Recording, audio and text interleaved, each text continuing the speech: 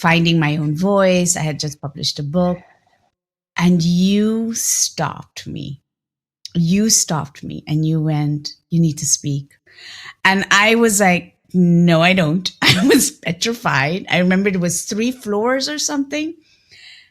And you said, no, you have to speak. And you even looked for me while everyone was speaking, and you pointed at me. And that was the first time I felt really seen. And I remember standing there going, what am I going to say? I'm not a fashionista at all. And when I spoke, a lot of people afterwards came up and said, thank you for sharing. To me, you are, as you always said, you are an alchemist. That's one. But second of all, you make people believe in themselves again. At least that's what you did for me. So today, having you here, I'm so appreciative to have this conversation with you. And I don't know where it's going to flow.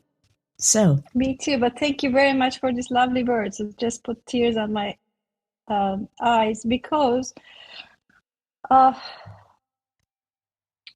it's not all about me, but sometimes, we see each other. At that moment, I seen you, but maybe some later time you've seen somebody else. But when we had that moment, we have to share. Yeah. And we shouldn't keep it to ourselves. This is what I learned.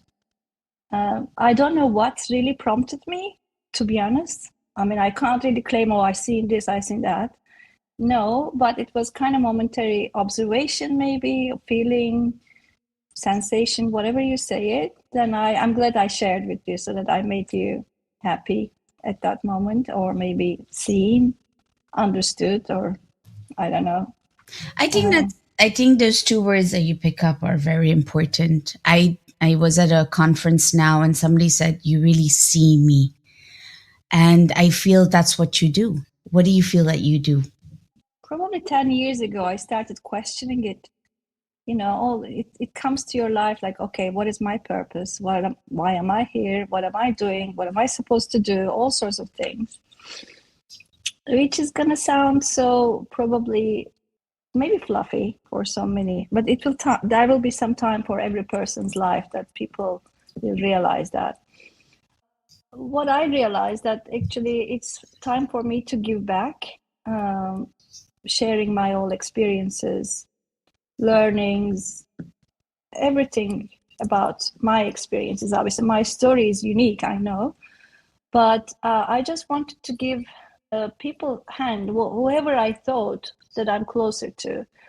In this occasion, I was closer to the younger generation, because I really trust them that they're going to change the future.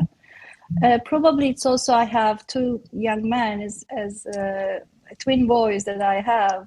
Probably I'm observing them, I'm seeing them and their friends, and all sorts of things. So that was one thing that I discovered, that actually, if I can clarify the way they are going somehow, with my experiences, that I will do it, either in the form of mentoring, sharing, speaking, writing, or whatever. And the second of my passion came through, I've been working in the corporate world, really, really high power, cutthroat, environment, which you may not believe at the moment seeing me, that actually, why not? I was not naturally fit, but I was there and I seen a lot and I learned a lot. I'm really, really grateful. But when I'm off that cycle or, track, then I seen actually the life was so easier there, because you're just going into the system and you're part of a system, and everything comes to you really easily. But the real challenge is really starting from scratch and doing it something new, something, changing the system, something questioning the system, or something, doing some passionate things and putting some energy and effort towards it. I guess that's how I started those people, the entrepreneurs, obviously, namely like heroes, because for me, it is the biggest challenge. So then I started giving back all the information, experience, and everything hand, Mm-hmm. whether it is monetary, like in terms of funds as an angel investor, or mentoring or advising or whatever. I voluntarily, I helped many startups, individuals.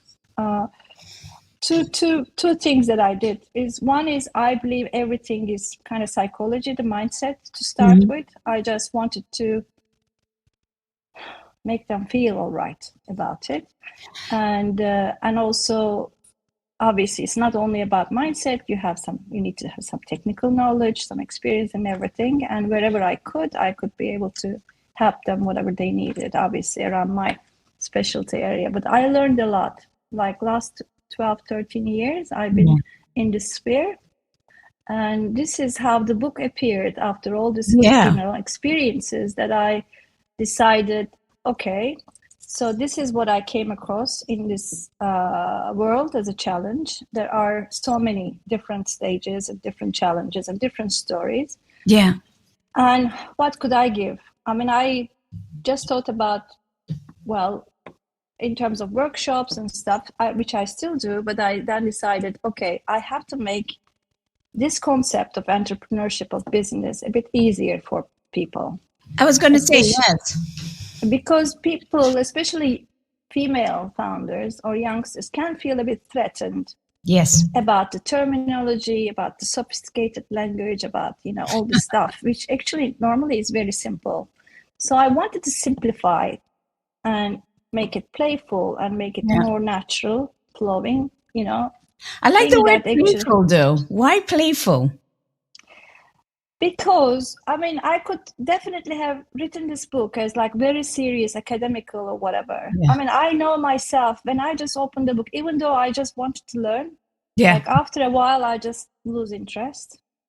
Me too. At the moment, the generation is really, we are evolving into something like attention deficit disorder times, that attention and time is quite precious. Precious, yes, I agree. And for us, what keeps us going really is just more of a playful things, because we're so surrounded by serious things that I just wanted to make it more playful.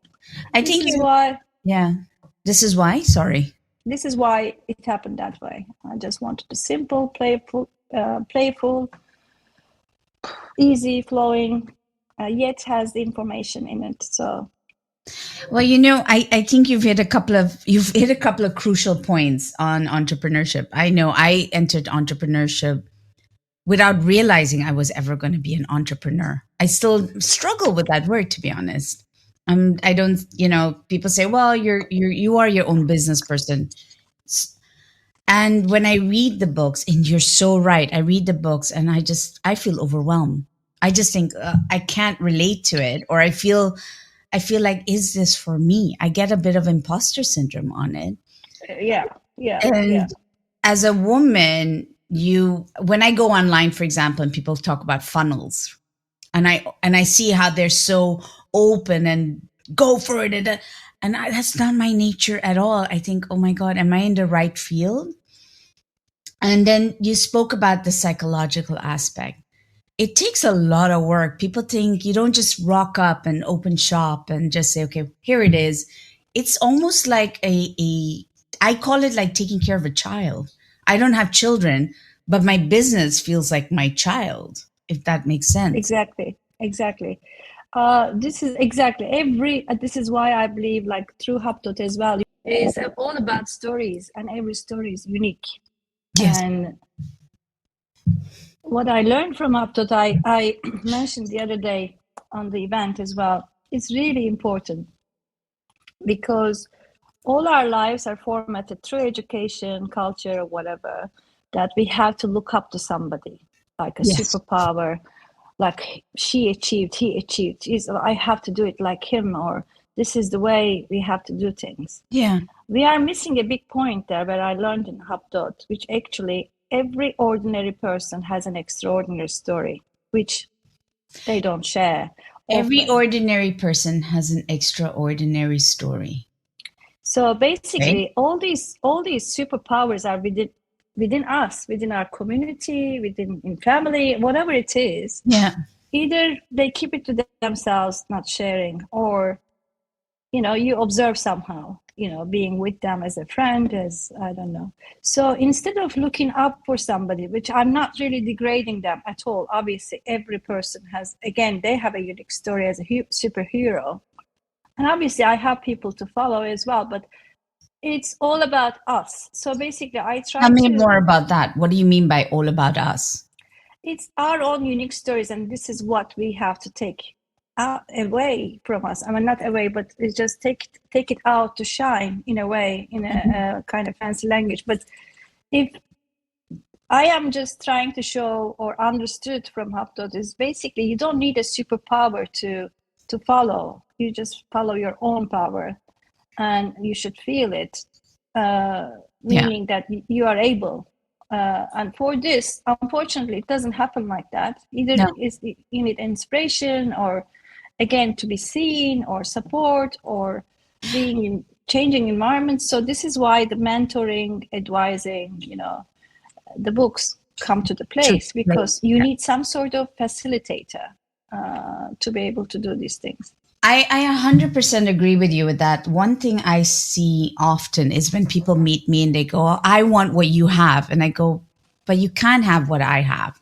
I'll tell them, I want you to have what you want to have." And there's this sense I find, I don't know if it's me, maybe it's between my ears, but Duygu, don't you find that sometimes people are constantly, the comparison, like comparing, helps them lose their unique, I always think about it as a unique selling point. Your uniqueness, your extraordinariness is in your uniqueness. And that is actually what needs to be woven into your entrepreneurship. Am I off, or have I No, not you're done it? spot on, because that's what I also reiterate in the book. So basically, I say you own your story, because whatever you do, in comparing others, like, so and so did this business, so I'm going to copy it, or I'm going to do it, I can do better. Usually all those startups fail because there's not inherited like passion within it, or they are not relevant to their story. They can start, they can bring it to some stage, but at some point the time will come that they need extra passion, they need extra perseverance, and this only comes through your story. Yes. So if you are familiar with this, whatever you're doing, achieving, in terms of business, then it has to be relevant to your story. Then you can act. Otherwise, you feel like, okay, I don't know what to do here. Like you feel lost, right? Yeah. Because again, comparison is unfortunately is in our, it is in our DNA somehow in human beings. So we can't really change It's that. a natural conditioning, yes. And also we are also formatted through our education. Like, my mom used to compare me with, Yes. at what point did he get, like, from the exam? Like things like that happened. Probably it's a more cultural thing, I don't know. But, most of the parents want the best for their children, so the best education, but they want to push it like a tiger mom and everything. But it really makes us off the track. I mean, this is not what we can show to the world, or what we can be happy in what we do. We just completely imitate some other people's dreams. So basically we find ourselves in other people's dreams or businesses, which is completely like disappointing after a while. You don't understand while you're in it. Yeah. If it is not your story, if it's not your dream, it normally, I'm not saying 100%, but it normally fails at some point. Straight line, like it doesn't go like that, especially the entrepreneurship. Yeah, no, not at all. I think sometimes I wonder, when I'm at my lowest, I need that extra perseverance, because I get to points I'm like, why am I doing this? Why am I doing this? Because you need to go. I always say it. You need to go through the hard moments, because in your hard moments you get to see your uniqueness or your best value in those moments, right? And one thing that I don't know what your thoughts are on this is, especially for women, because entrepreneurship feels still like a scarcity. It feels like there's a lot of compromising that still needs to be done. And I know a lot of people don't believe this, but I also think because our body changes much more, like hormonal, we also have, maybe some of us have families, the responsibilities, and our heritage. Like in our some heritage, you take care of your generations, you're a caretaker. All of this can also affect the way you go into entrepreneurship. Do you ever see that also? Yeah. And what do you suggest? It's basically, well, I'm quite passionate about this subject because as a woman myself, I found myself in, again, I said, like in big corporate bank, in a cutthroat situation, like a male energy was quite dominant. So I was a female trying to do my business. Mm-hmm. So women get really best education and do better during education compared to men. Yeah. The reason being, get well prepared for life, whatever it is, and they should have their own, feet on the ground, that financial independence and self-confidence. Everything is designed to that, which I really support from the start.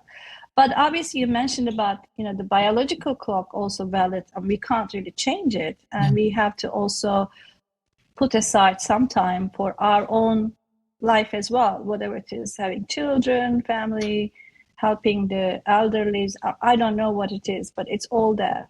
Mm-hmm. But I believe, coming back in the corporate environment, what I found, it requires a lot of, obviously, stamina, and it requires a lot of power to stay. Yeah. And sometimes it is not straight line. Sometimes there are so many games and stuff like that, which is quite contrary to the woman's nature. We're creators, we're nurturers and stuff like that. Mm-hmm. And I see, maybe including myself at some point, that female to exist in that kind of business, which they have all the right to stay in because they're really capable and very talented. Yeah. They kind of turn into like a male figures, like they start acting like a male, which is really, really not in line with their nature. And at some point, they leave the business, or they, I think, burnout, to be honest. Burnout, or they only few remains, in business. So we keep saying, why is there no woman in business? Why is there no woman in business? And when they're off, it's kind of very difficult for them to go back to business, because then at that moment, you just either feel burnout or very tired. You don't want to deal with these games and everything. But you should not retire from what you can be able to do, or talents, because this is what you need to express at some point. You can either do your business or, express yourself in some way, because you have all the talents, the education, and everything. If you really retire from everything early, then it's a waste of energy there in business, especially. Instead, what I really defend all over, just women needs creative energy in business, first of all. The business is now started slowly opening that energy to flow in. And women thinks, because the nature of business, or any business, money related, finance related, is more about, they kind of associate it with kind of dirty business. I don't want to harm anyone. Like, it's more about business is associated with something harmful. Yeah, it's this idea of selling.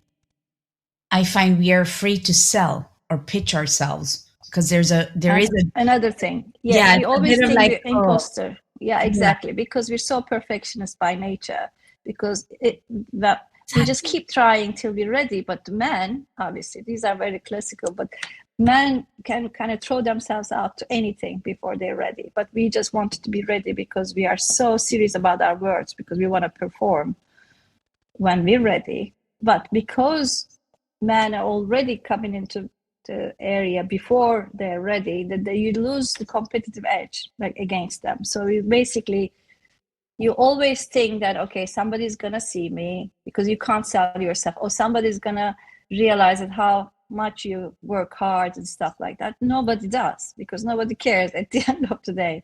You need to show yourself, but in a female way. meaning female energy way, meaning that you don't have to really Yeah. like, okay, cut this, cut that, but you need to create something. Maybe just your value add is something else. And I I believe yeah. And you this is believe? why I sincerely believe business is not a bad thing. Business can be good. You Yeah. can make money, a lot of money, and do some good to the society, to business, to other people, while you have a successful business. So this is what I'm really, really pushing this idea. Please come in back to and create all these new existing, new appearing areas and add your female knowledge, energy, You experience, do it. wisdom into this business so that a lot of people can benefit out of it. Yeah. Because otherwise, business is getting like one hand and nobody can change it, all this monopoly power, and then we all have to obey. So this is why entrepreneurship, women in the business is so valuable. Just make change Make happen changes. in a positive way. I 100% agree with you. I remember like going back to that moment when we met. I remember I had, and I will use the word desexualized, maybe. I don't know if there's another word. I defeminized myself so much to the point. And funnily enough, I tell people don't get too caught up in the whole yoga, happy land, fluffy land, because it does lower a woman's self esteem to Yeah. a point that you start treating yourself with less appreciation for your woman qualities. So I see this often. I see women in the workforce, they get tired, exhausted, so they say I want to do my own thing. But then they go into this kind of like a rabbit hole where they're struggling to find their femininity back, because it's also still, entrepreneurship is still associated as a very masculine thing. So then you see the struggle and it's enmeshed, and then their body is exhausted. And so they have all these whammies in front of them, that the process seems much harder to get to where they want, because they're going through so much. And like when you said, when you read books about it, I had a struggle, and I'm like, well, he's saying that, but I'm not like him. So, and I couldn't find many women in entrepreneurship that said, okay, you know what? Let's do it this way. So when you're speaking about it, and you have now come, you've helped many, I've seen you help many voices of women finding their own. I really do come back to what you say, the power of telling a story. So what could somebody start with in owning their story to take the next step? What would be the first thing they need to do? Well, they need to shape up their story. Many of us, when you ask about them, what's your story? They say, oh, I don't have anything. Like, what's my story? So, firstly, I want to say everything is about balance, really. Okay.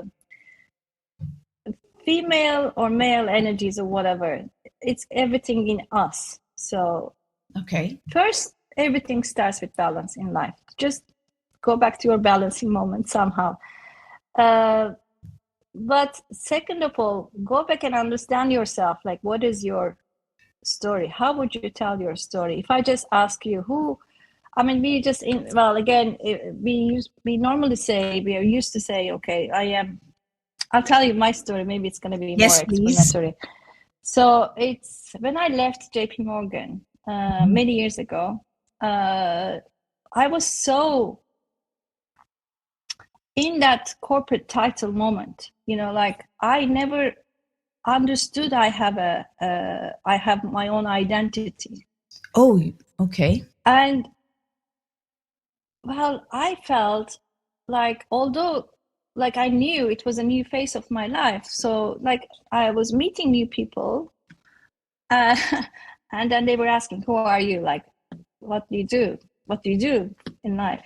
I really realized, like, the first thing I say, oh, I used to work for JP Morgan. The first thing, like, I am associated with JP Morgan somehow. Just I have no identity, but I am with JP Morgan. Then I understood, what am I talking about? I am many things as well. Mm-hmm. But because of all this prejudice and everything, like the norms of the society, you want to like take a leap, a step, and want to show up perhaps a little bit, vanity. I really don't know, but show, like strong, independent. It's almost like it's almost like you want to still feel important, because without that, who are you really? Yeah, as if like nobody's gonna take care of, like what I do if Nobody's I'm not going to look at you. Yeah. Exactly. So this is the identity crash. So basically, people, again, their stories are going to bring people to their identities. Well, who am I? Like, what do I do? I'm many things, but you can really think about it and tell like a pitch that you do to somebody else when you go into new community. Yeah. Very your true. elevating pitch. Your story is your elevating pitch in a way.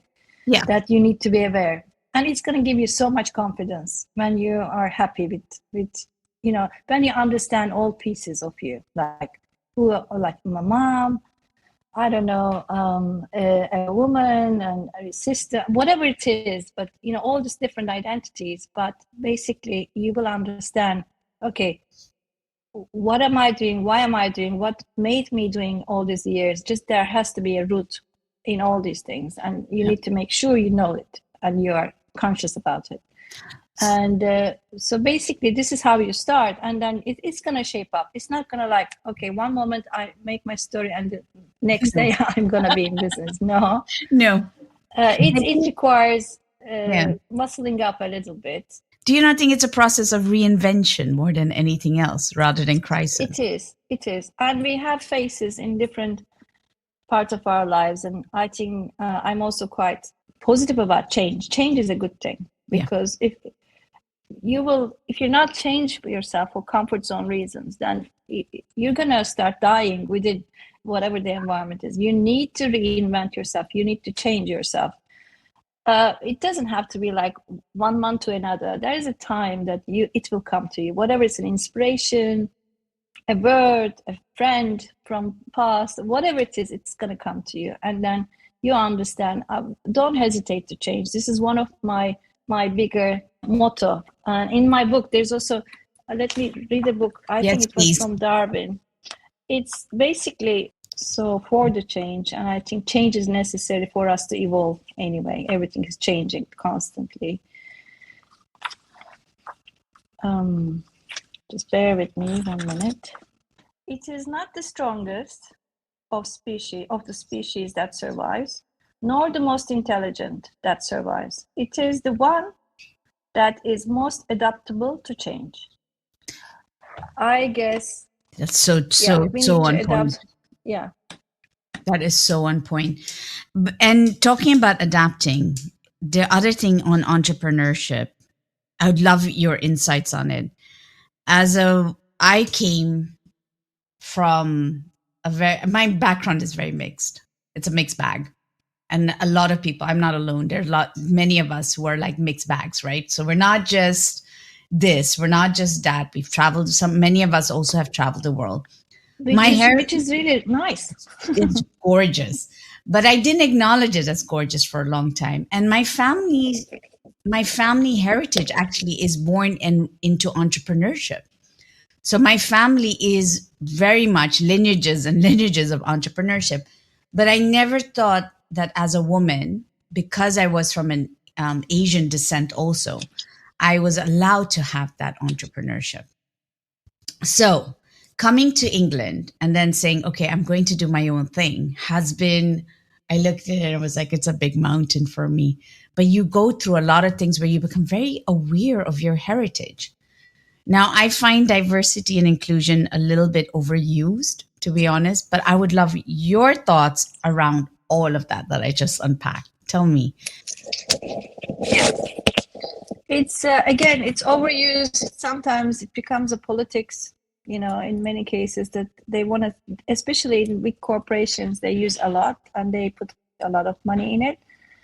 I am not obviously making a big comment here. I don't know, but they're making it more serious. But it used to be that they only like show it on the paper, like they do everything like meetings and everything, but the outcome has never showed. It's much better right now. Everything about diversity, inclusion, and corporate responsibility and everything. But in the world, But in the world of entrepreneurship. It is important. Why? Because every single culture, person, this and that, knowledge, experience is basically adding to the pot. Again, in business, is you learn a lot from different mindsets, different way of looking at things, 100%. different appetites of taking risks, different ways of dealing with problems. You learn a lot because some cultures are quite pessimistic, for example, that they feel so overwhelmed and overburdened, but whereas the other cultures are more looking at things more rational, more calm and everything. And during this process, in this pot, you learn a lot from one another. This is why anyway the world is like that at the moment with the technology and everything. We know we all are woven to one another in some way. Yes, we're all living with some others, stories, news and everything. And I guess we need to make it happen or realize in the real life as well as the entrepreneurship life. Entrepreneurship is or the entrepreneurial cycle is, again, it's a very long process. Yeah. So not everybody finding it like cheerful and everything because it's a hardship. Yeah. This is why for me is very important. When I was as an investor, for example, Yes. What do you look at the things. I really look, what is she or he talking about? Is it relevant to his story or her story? Okay. Does she or he have a passion about it? How? Why? Why is he doing the thing he's doing? So if somebody comes back to me and say, oh, in this market size is so small, and there's this financial potential and that financial, I'm gonna grab this opportunity, then I just okay, stop. Okay, yeah, it is also a valid point, and a lot of investors are gonna hear that. But for me, sustainability is the biggest thing. Are you going to be able to sustain this thing? Okay, you have this idea, but how are you going to operate this idea? For me, it's the whole thing. It's the whole process. Yeah. So I need to see these extra ingredients into this pot. Like passion is the biggest thing for me, or relevant story. When you say passion, what do you describe passion as? Because I have the image of yes, yes, yes, but no, what do you describe it? On that subject, that you should have some sort of, flaring experience. For example, okay, I'm going to tell one story again. Please do. There used to be my boy's friend from university, and he wanted to do and work on, economics and, finance and everything. But he didn't know why. Why is he doing it? Okay, everybody else is doing it because it's paying so much money. Because it's obviously usual stories that we hear. Okay, it's the biggest basic salary payment, so I'm gonna accumulate some money and then go on. Fine. I said, did you ever think about it? Why did you want this, finance thing? Or why not, I don't know, becoming a teacher, for example, or a doctor or whatever? Yeah. Then he thought about it. He was from India. Yeah. And then he thought about that the things that he's seeing, this, how should I say, not equal distribution of wealth, and people one side suffering, the other side, so much gap in between those societies and everything. And in his family as well, that he was a poor family, and he just said, I just want to redistribute. I just want to make my society in the future, make it more well balanced in a way. Nice word, though. Not obviously taking from this and giving it, but no, but the word is balance. It feels nice. Yeah, balance. He was really thinking to make things better. Yeah, but it was there was a relevant story, and then he came up with a really a new idea about this. Either I don't know, it can be a software program, this and that, but the source from him is going to help him to chase for this dream, idea, or whatever, the source will always be there, the root. Why am I doing this? Because inherently, I want to do something. I want to change this unequal distribution of wealth. For me, it's the biggest discovery about him. For me, it's relevant. For me, it makes sense. And Or that other is what things you that mean, passion. So it's something passion. that is, it's actually sounds like it's just woven something with your principles. exactly keeps you going forward. Something that relevant to your lifestyle. It can be an inspiration. It can be like social justice. It can be climate. It can be anything, but it has to be relevant to your Core beliefs. values and beliefs. Yeah. I think that is something that I feel we often skip. And I agree with what you said. You said, a lot of people just want to go to something that looks like it makes a lot of money. But if you're not invested in it with your principles or your values, then you are not really going to feel motivated after a while, I think. Yes, you become another person in that field. For me, you don't make a difference. Hence, why tell your own story or own your story?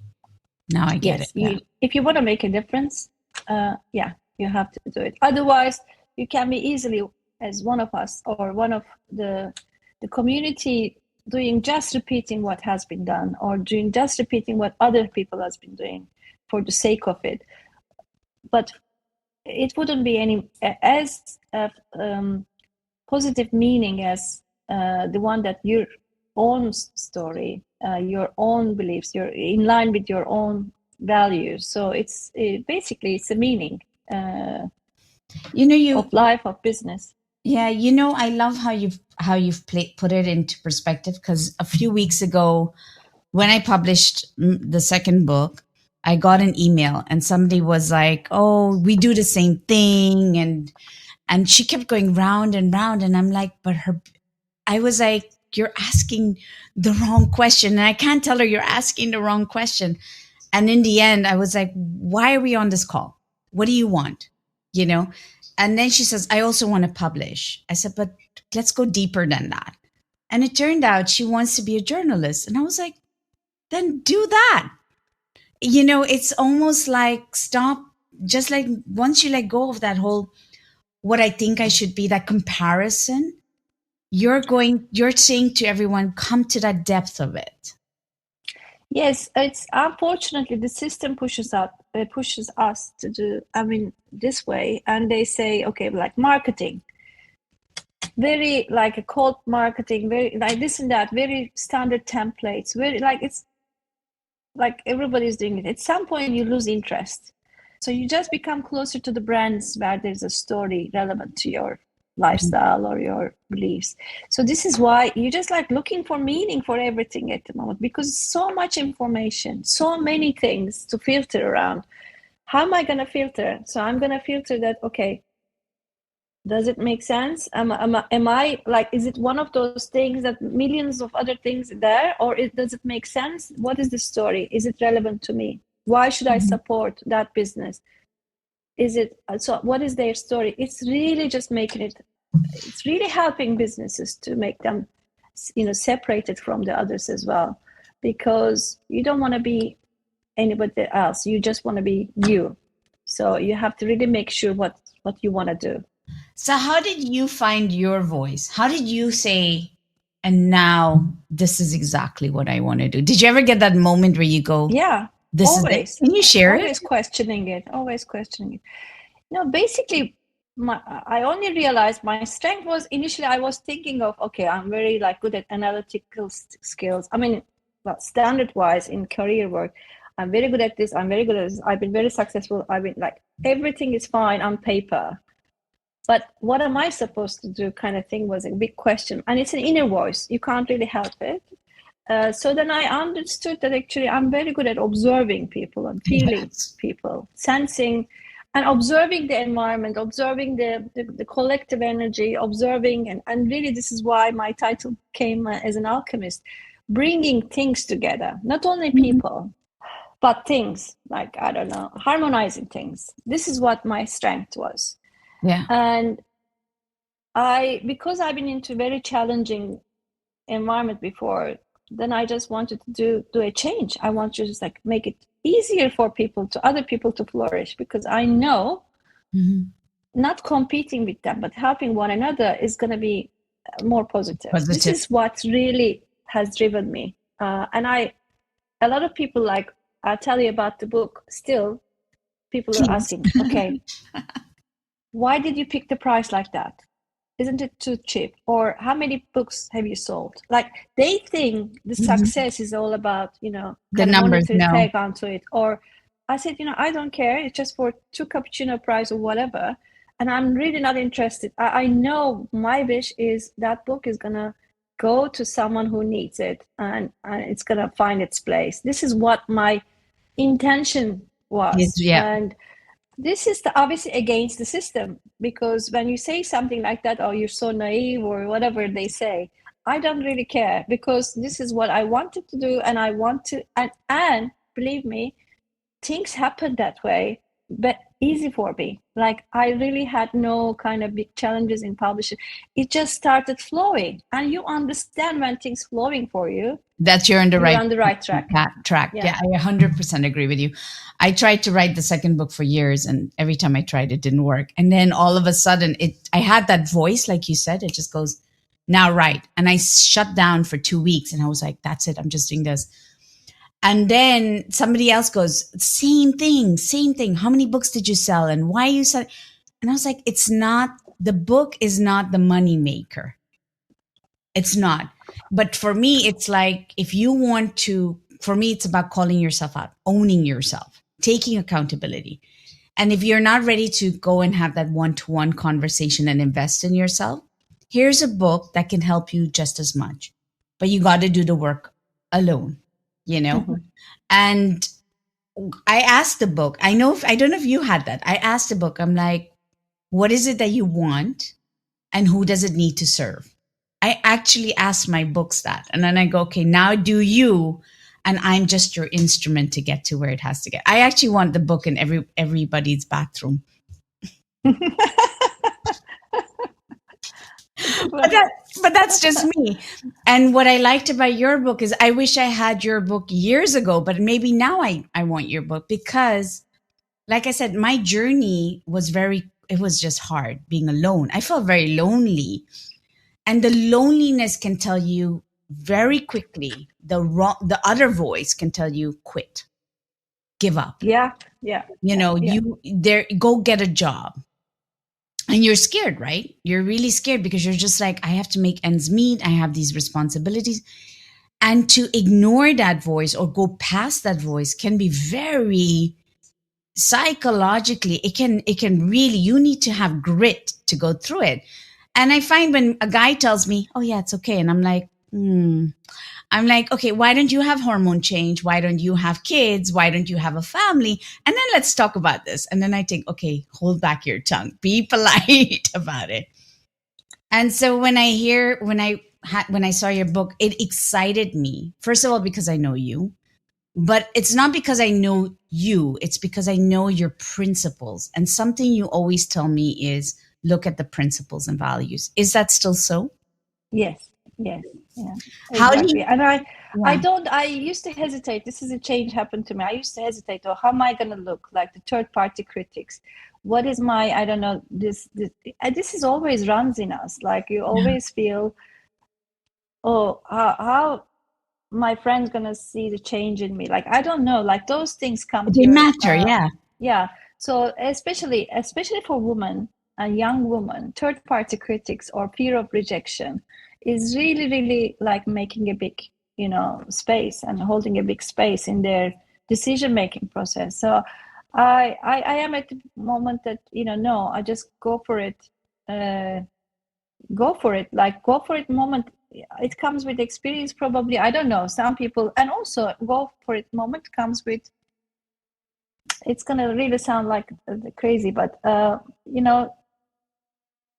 self-love, trust yourself to do, okay, this is what I want. Yeah. And I am okay to do it.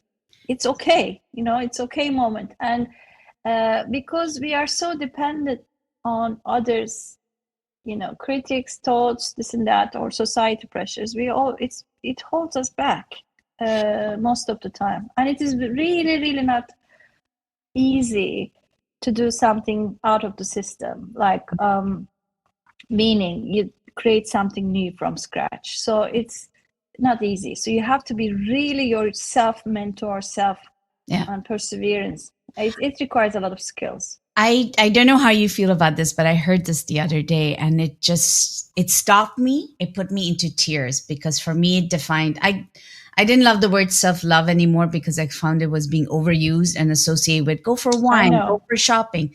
So I used the word, how can I appreciate myself? And then I saw the sentence. It says, when entrepreneurship is really learning to take the risk and invest in yourself.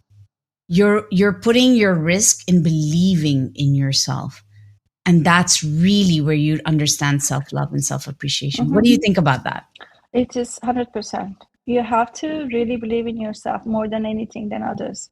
It is not always the case for so many entrepreneurs. So I'm going to give you another example, which may help many other entrepreneurs here.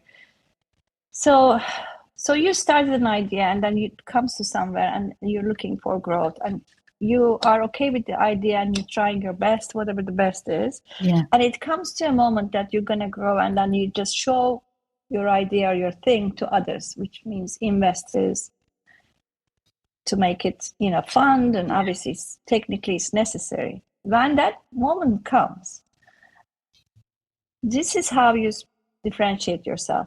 The ones who can own the idea, pitch the idea with self-confidence that actually this is my idea and I'm 100% behind it. Yeah. Like, this is, and I own it.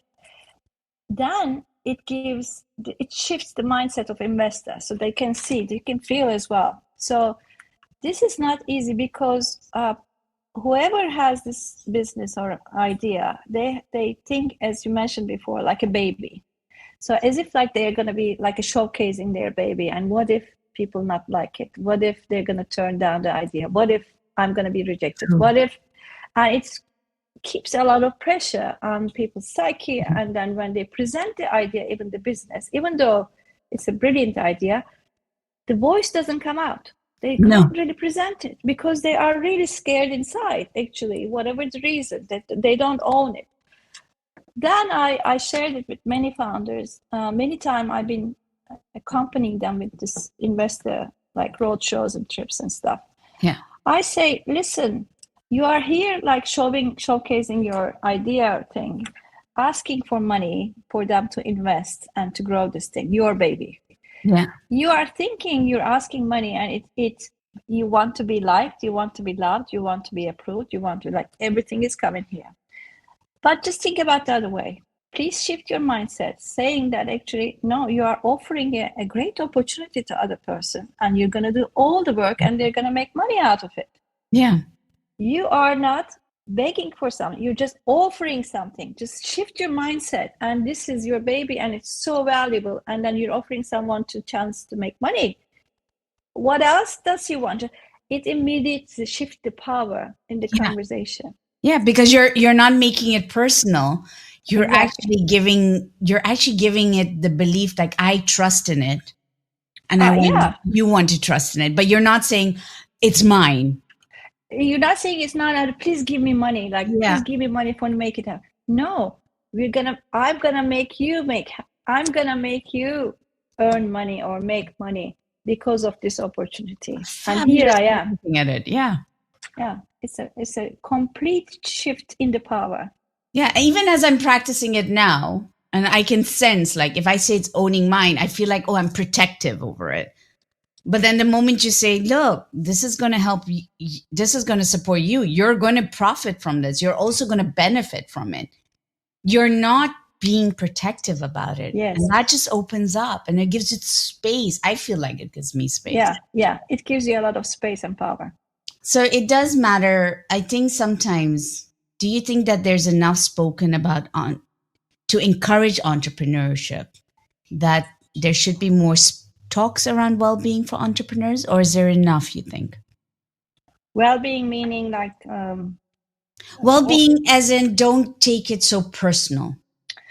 Yes, I try to focus on the subject often. Maybe I should do more because it is very important. Because it's such a challenging journey. Yeah. You have to be really, really strong in mind more than anything, because you become everything for your company initially. This is why in the book I showed the way, okay, you're not alone. You can do things easily this way, that way. And I mentioned many networking groups and many societies that they can go and apply, and they can also find online. But, there are some not very marketed societies as well. But well-being only comes that they should also be open to learning from others and Yeah. inspired by others. They should be open. It's just a two-way process. I mean, you can't say, okay, I'm going to do it on my own and I'm going to make it, I'm going to succeed it. It's just basically it comes with enjoying the process more than anything. Yeah. That obviously you have to be clever about your IPs, this and that and everything. But please do share and be open about your feelings, your, how you feel. At some point, you feel so bottom down, and there will be some moments of zigzagging, like one day you're going to be up in the And next and minute the turn it next day down. you're at the bottom of it. I've You made should those. have a real high level of stamina and perseverance and very, very strong mind. So for this to keep up like that, the well-being is very, very important. And make sure just you take some time to yourself. Yeah. To refresh, to regenerate, just everything. It's not about carving some time out. You're not taking it from business. You're actually doing something good to make it going, which is taking the oxygen on plane only to yourself first before your children. You have to. And make sure you are involved in interaction with other entrepreneurs and just, fill up with that energy. Yeah. Yeah. I definitely agree on that part. I missed out for now. And now I'm like, okay, I want to be more interactive. But I realize, and it's something you said that is true, you got to take the time out. And I find when I take time out, I don't know if you have that, that's when actually the stuff that I'm looking for, they just show up. They're like, okay, here it is. Here it is. Here it is. And it's because getting out and not thinking so much that it actually shows up because it's there already. I don't know if you've had that. I have it, and it's just so miraculous that what happens when you take the time out and do nothing. The meditation is one of it, and I don't know how, whether allocate some time for that. But the other day, actually yesterday, I was talking to one of the members of Entrepreneurship community, and then she raised a very interesting question, which made me think. I don't know how to assess what is urgent. So what is urgent is an interesting question, especially in youngsters. What is urgent? Meaning that we often don't know prioritize things for us. Obviously, in technical terms, it is urgent if the clients really fail to get into system and this and that. But in real life, you have to make sure what is urgent for your priorities. You have to prioritize things for yourself.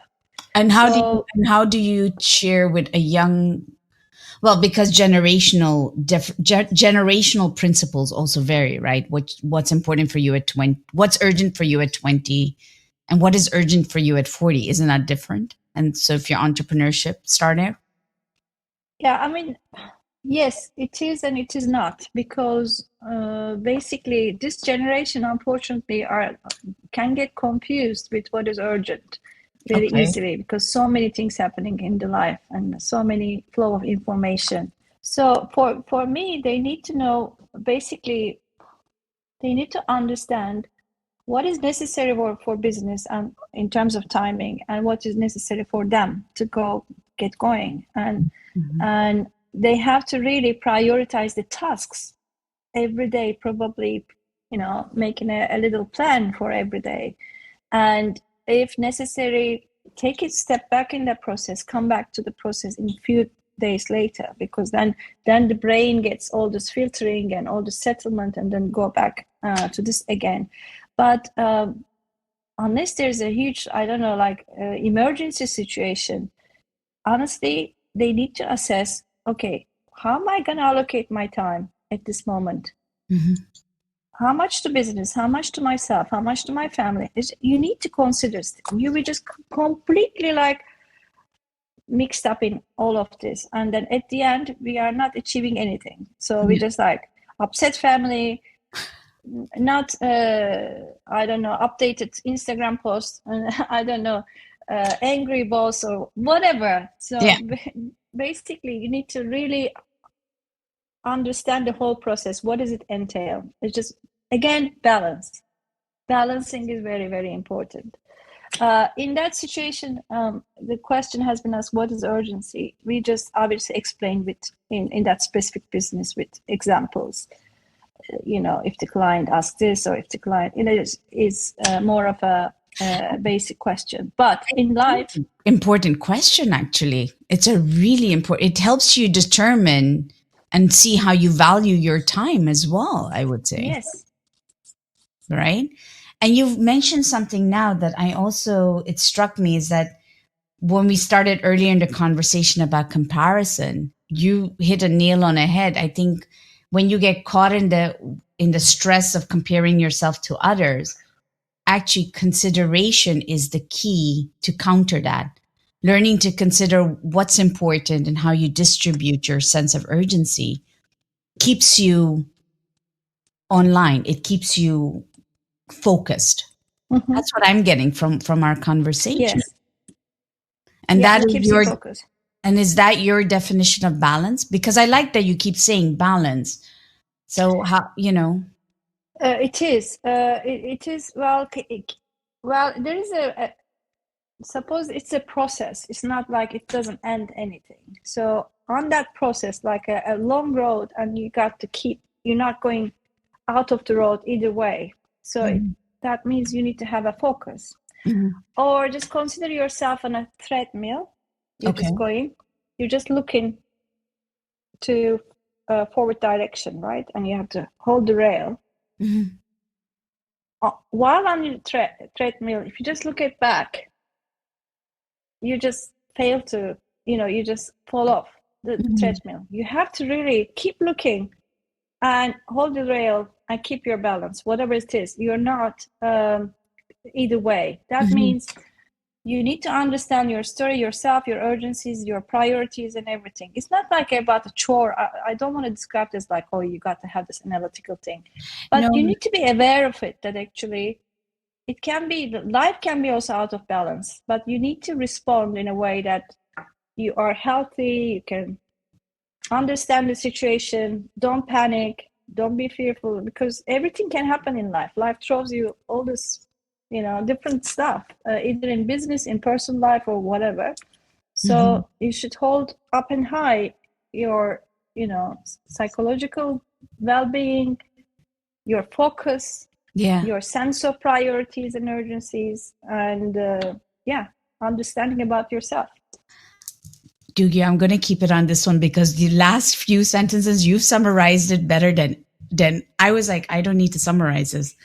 I'm going to leave this because I want whoever listens to this come back to this last moment and then listen backwards, because you've encapsulated that it's the redefinition, reinvention, all comes down to these three core things. And I learned so much. Thank you so much.